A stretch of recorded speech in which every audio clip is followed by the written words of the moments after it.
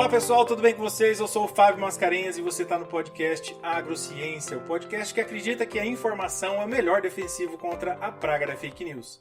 Sejam todos muito bem-vindos e eu quero dar as boas-vindas também aqui à minha colega Ana Paula, Ana Delay, que está aqui conosco hoje no estúdio do podcast, né? Veio lá de Amambai aqui para gravar com a gente esse episódio. Então seja muito bem-vindo, Ana. Oi, Fábio. Oi, pessoal. Estreando aqui no estúdio hoje com esse assunto muito interessante, muito importante. Então é um prazer novamente gravar aqui com vocês.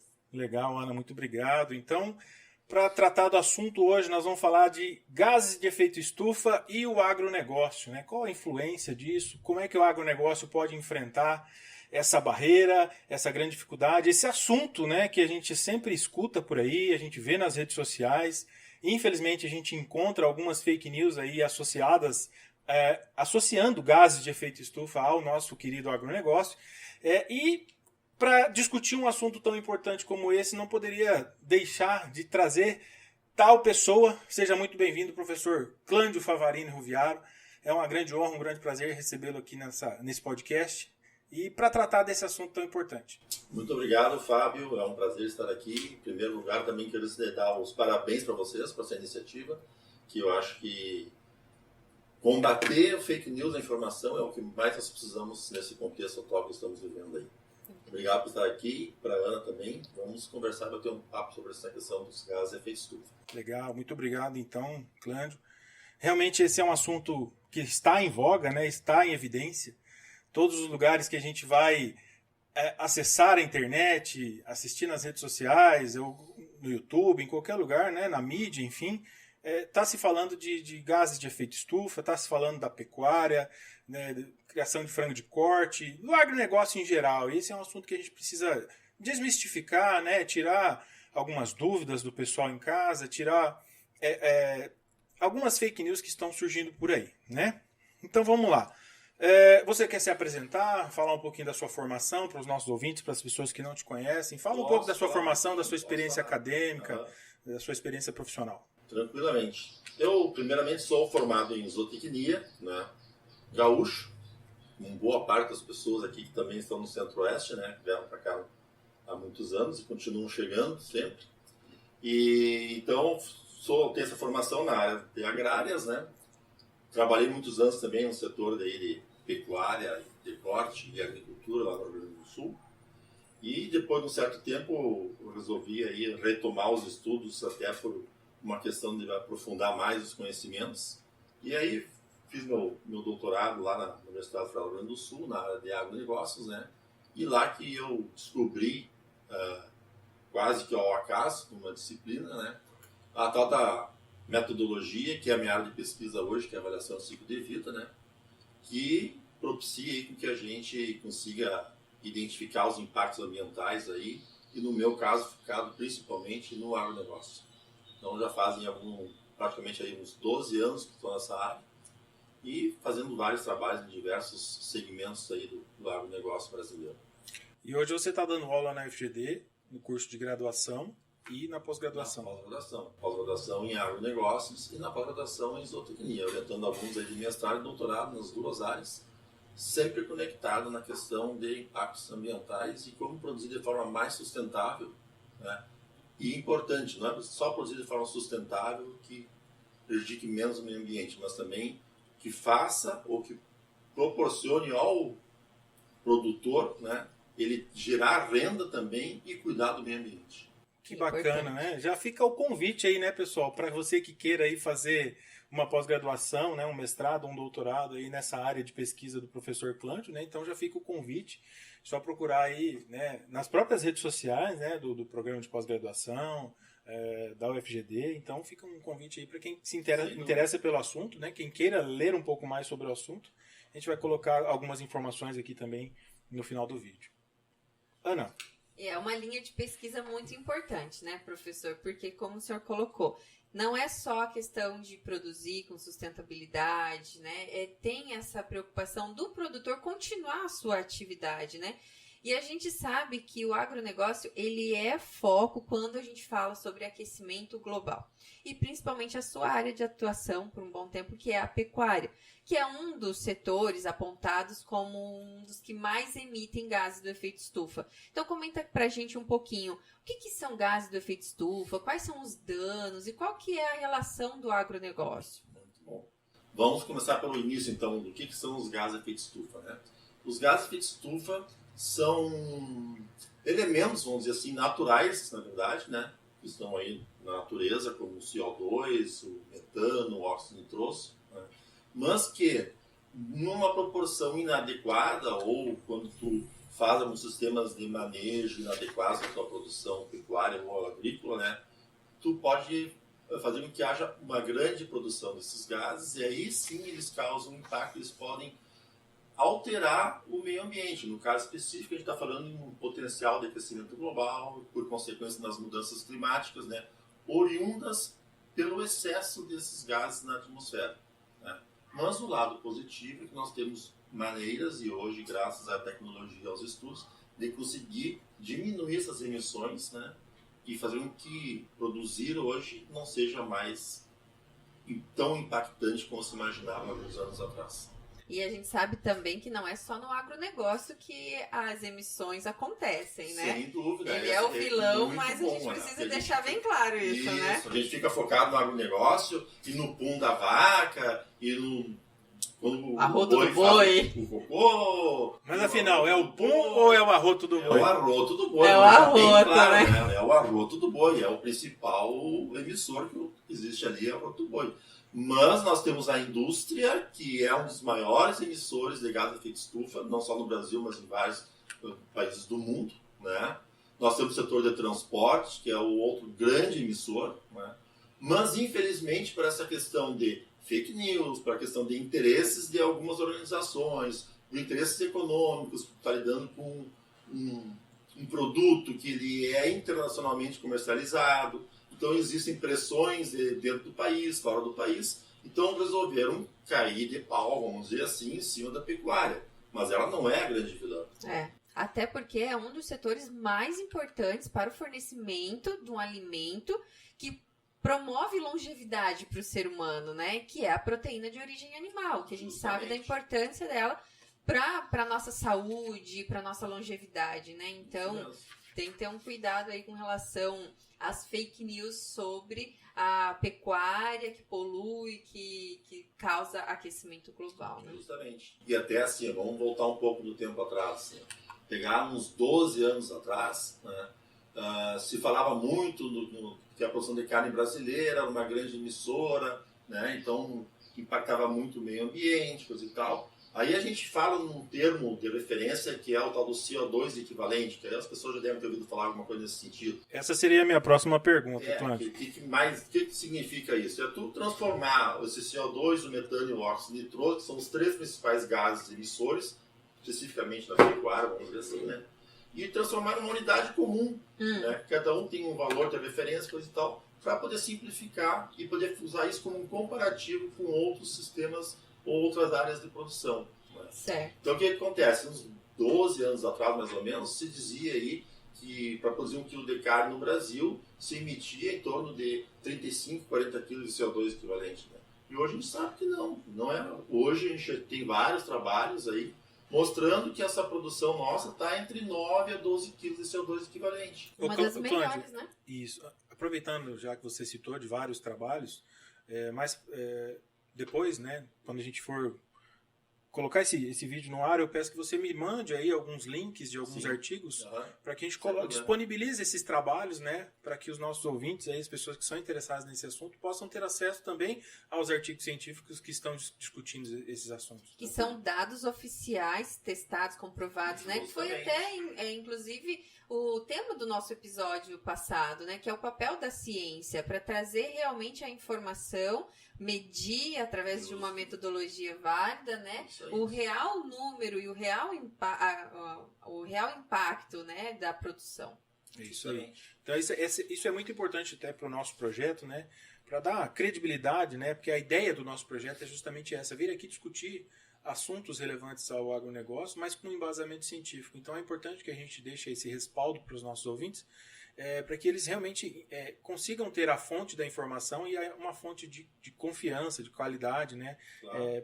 Para consulta, né? Para ter um respaldo. Passar vários links aí, porque felizmente hoje nós temos vários trabalhos. Temos aí teses de doutorado, temos trabalhos, publicações científicas aí internacionais, em revistas, os periódicos, como a gente chama aí, extremamente relevantes no mundo todo.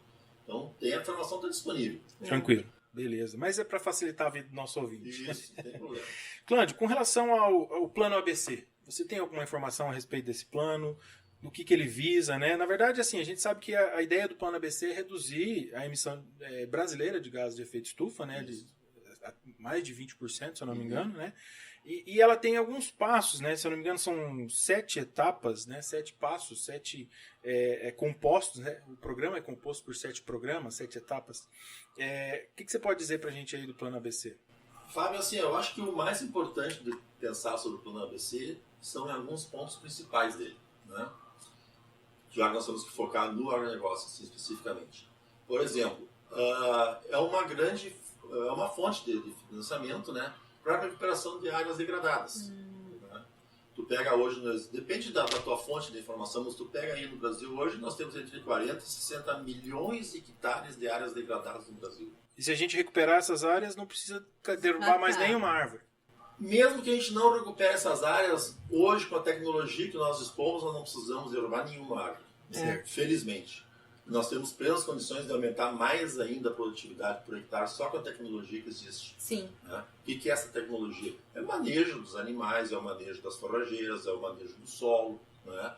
É a questão de fertilizações, nós temos hoje bioinsumos, tantos outros que podem ser utilizados, que impactam menos o meio ambiente. E é importante destacar o papel da integração lavoura-pecuária, né? Porque, por exemplo, antes desse sistema, quem trabalhava com pecuária usava o solo apenas para pecuária, né? E tem aquele mito de que o gado compactava o solo. E aí? Isso não existe mais há muito tempo, é mito mesmo, né?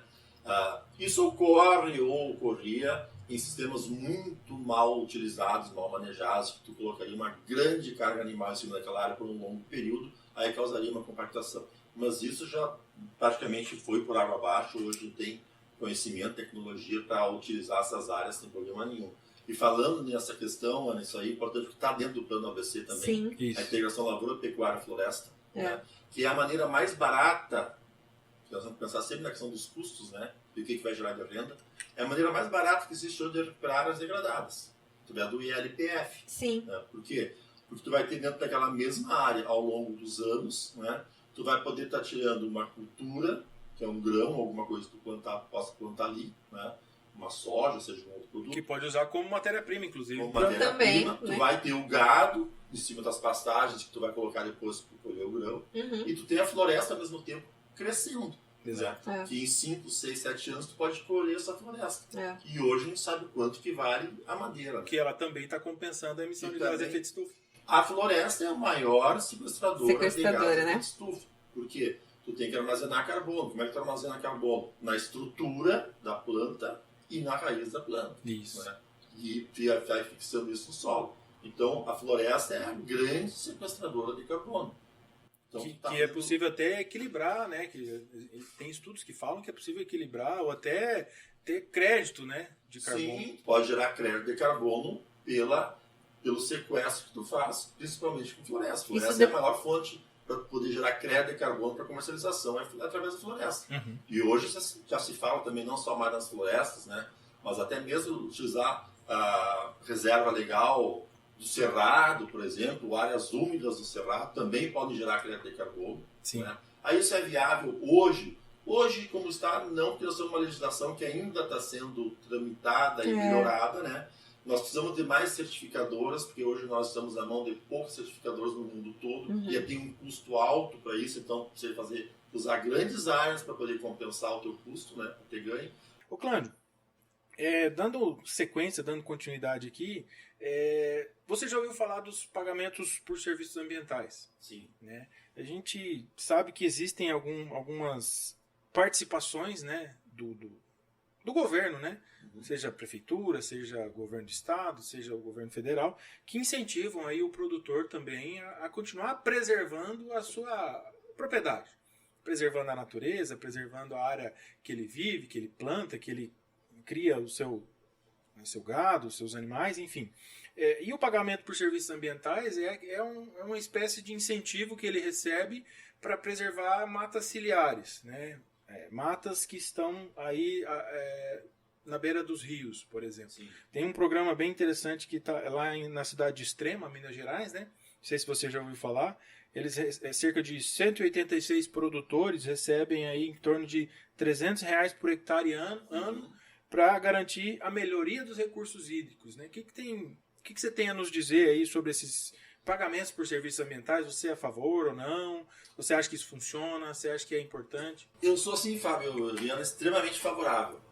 Só que uma coisa tem que deixar clara. O produtor ele não vai enriquecer recebendo o pagamento por serviços ambientais. Perfeito. É um incentivo mesmo. É um incentivo, algo a mais que ele vai receber por algo que ele não recebia. Sim, né? sim. Então ele vai estar gerando um pouco mais de renda para ele Isso. e ele vai estar preservando o meio ambiente.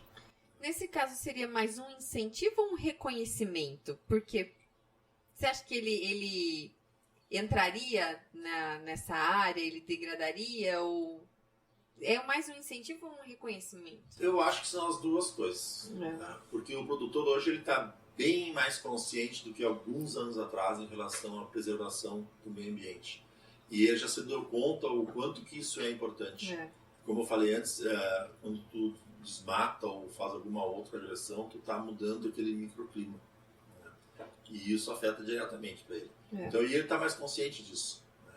Ele sabe dessa questão, então eu acho que a gente está vivendo um momento assim, ó, que ainda está meio que engatinhando nessa questão do pagamento de serviços ambientais. Uhum. Dá para evoluir bastante. Dá para evoluir muito, inclusive hoje de manhã, por acaso, eu estava conversando com algumas pessoas ligadas ao Ministério da Agricultura, né? E eles estavam me comentando que o Ministério está fazendo um estudo, né, para ver formas de poder subsidiar um juro mais em conta para um financiamento aos produtores, né, desde que eles comprovem o quanto é sustentável ou não a sua produção, ou a sua fazenda, ou a sua propriedade. Claro que para isso vai ter que fazer um estudo, um inventário de emissões, que a gente chama, que é o que? É eu saber quanto é que estou emitindo para mim produzir milho, soja, gado de leite, ou gado de corte, seja o que for. Né? De repente, fazer um balanço de carbono, que é o que? Essa contabilidade entre aquilo que emite e aquilo que sequestra, e ver o que me sobra de crédito, vamos dizer assim, se eu estiver sendo eficiente, né? E isso vai suprir os bancos com informações. Ó, esse produtor é um cara que cuida mais do meio ambiente, impacta menos. Vamos então premiar, vamos bonificar esse cara com um juro mais em conta, né? Para ele buscar um recurso mais barato. Legal. Então acho que isso é um dos grandes pontos assim que é importante se trabalhar, né? E o produtor começar a saber disso, né? Porque uma coisa assim, toda vez que a gente atua, a gente age num ponto específico, a gente identificou que está sendo um problema dentro da propriedade em termos de emissão, a gente consegue diminuir aquele problema e ao mesmo tempo tu está gerando ganho para o produtor em produtividade, né, e em renda. Dá para chamar isso de ganha-ganha, né? Todo mundo ganha. Isso aí. O produtor ganha, a sociedade ganha, o meio ambiente ganha. É isso aí. Então eu vejo assim, que nós estamos indo por esse caminho e eu acho que é um caminho sem volta. Assim. Que bom. Legal. Isso é bom. E aí, Ana, mais alguma pergunta para o professor Clândio? Muito importante, a gente não pode deixar de falar, principalmente com relação a isso, sobre os ganhos. Porque tem também na internet um movimento muito forte que é a segunda sem carne, ou ficar sem a carne. E a gente não pode deixar de falar isso. Polêmica, hein? Polêmica. Isso é polêmica. A Ana gosta de uma polêmica. É que eu gosto de carne. Ela gosta de comer carne, inclusive na segunda. Não, eu como carne todos os dias, eu não fico sem também. carne. Mas isso aí, vou dizer assim, isso aí é balela, isso é papo furado. A gente entende as escolhas de cada um, Justamente. mas imagina a gente atacar um setor que gera renda e que movimentam o país inteiro. Né? Então, assim, nós entendemos e respeitamos as escolhas, porém nós temos que valorizar quem gera renda, não só local, né, mas movimenta o PIB do país, né? Então, é importante destacar todo esse contexto que nós falamos aqui, onde o produtor está buscando melhorar e ter mais segurança na sua produção, que tem entidades desenvolvendo métodos para valorizar ou até mesmo para baratear a produção dele, porque o sistema ganha-ganha, todo mundo precisa sair ganhando, né? Eu vou até complementar um pouco mais para vocês aqui, vocês terem uma ideia. Eu participo de algumas pesquisas também junto com outras universidades, né?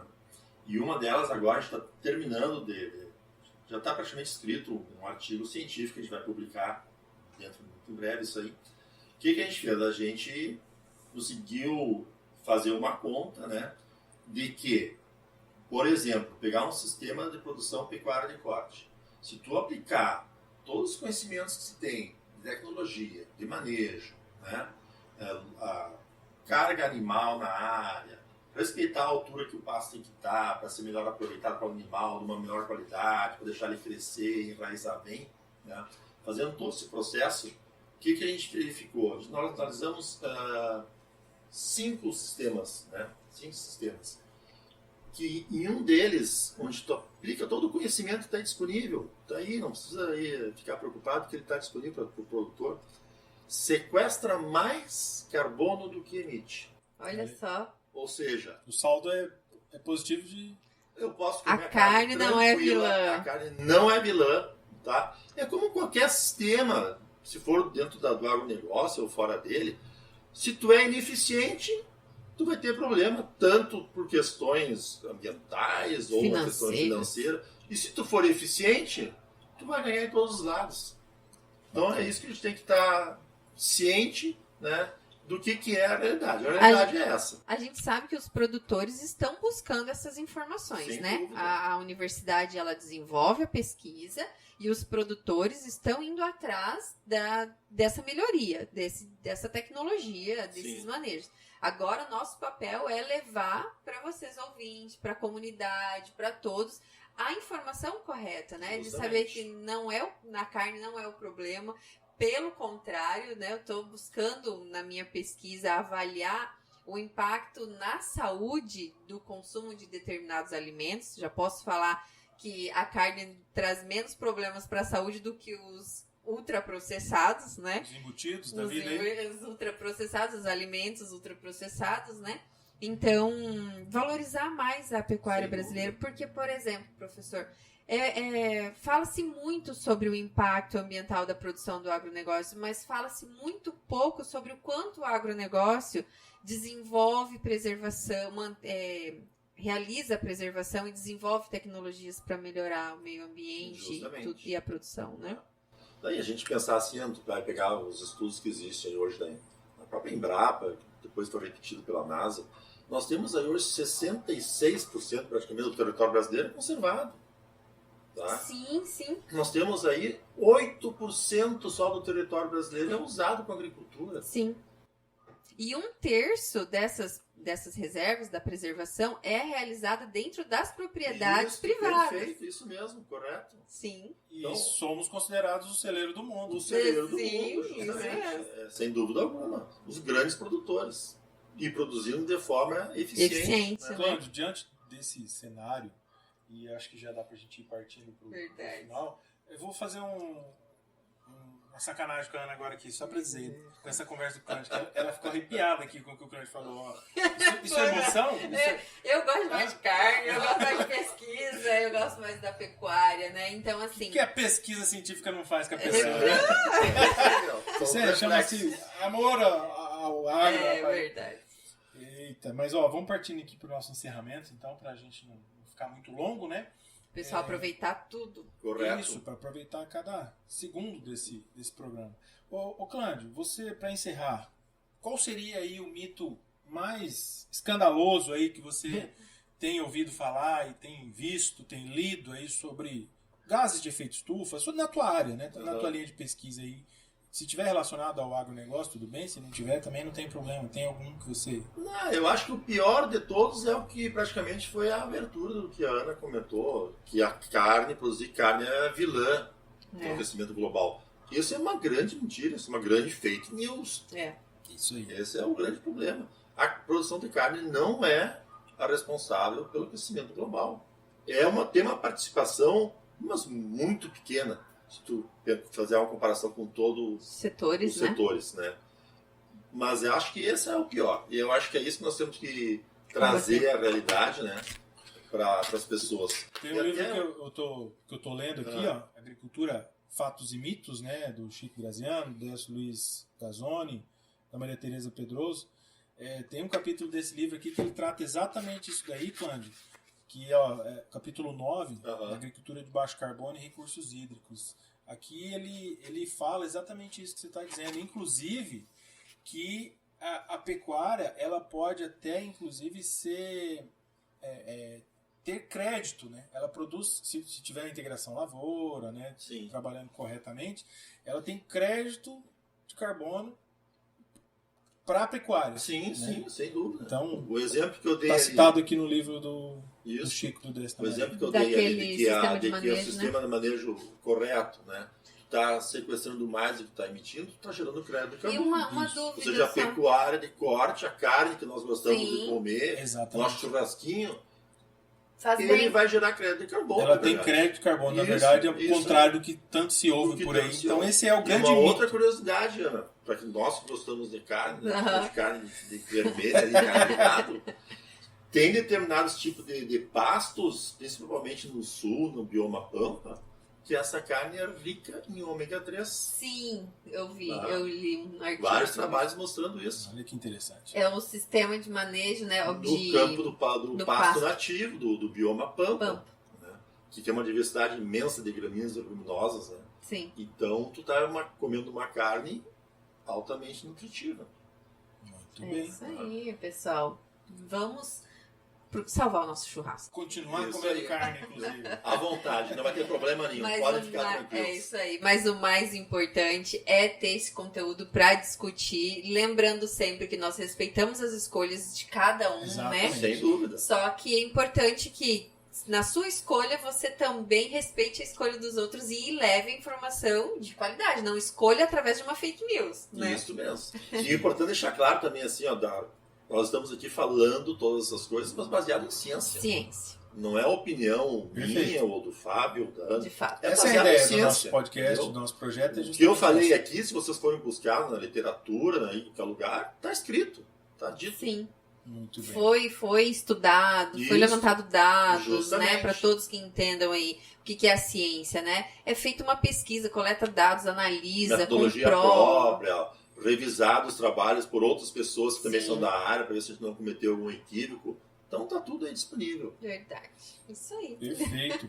E você que ficou com alguma dúvida, que queira saber algo a mais, deixe o seu comentário aqui no vídeo, que o Clândio eu tenho certeza que vai ter o maior prazer aí de estar respondendo. Nós também, a Ana, eu. Se soubermos a resposta, se não soubermos, nós vamos procurar, pesquisar e trazer a informação correta e, como o Clândio bem frisou, com embasamento científico, que é o mais importante. Isso aí. Não é não? E aí, pessoal, curte aqui o vídeo, ativa o sininho, compartilha e ajuda a gente a levar conhecimento de qualidade para mais pessoas. É isso aí. Então, Clândio, Ana, quero agradecer em especial a presença do professor Clândio. Foi um prazer estar aqui com vocês. Foi muito legal, esclarecedor, né, para todos nós, para os nossos ouvintes. E sempre que a gente tiver dúvidas, demandas, você pode ter certeza que a gente vai estar convidando você para vir aqui conversar. Vou estar à disposição, Fábio. É isso aí. Muito obrigado pela sua disponibilidade mais uma vez. Quer deixar algum recado para a galera aí? Vou deixar um recado. Se baseiem na ciência para saber as fake news ou não, né? E como carne à vontade. Fiquem em paz. Para aqueles que gostam de carne. Os que não gostam de carne, fiquem em paz também, não tem problema. É isso aí. Muito obrigado, Clândio. Obrigado, Ana, pela sua presença aqui em Dourados, no nosso estúdio do podcast. Ficamos por aqui. Muito obrigado por você assistir até aqui nesse momento. Um abraço a todos. Até o próximo. Até a próxima. Até mais.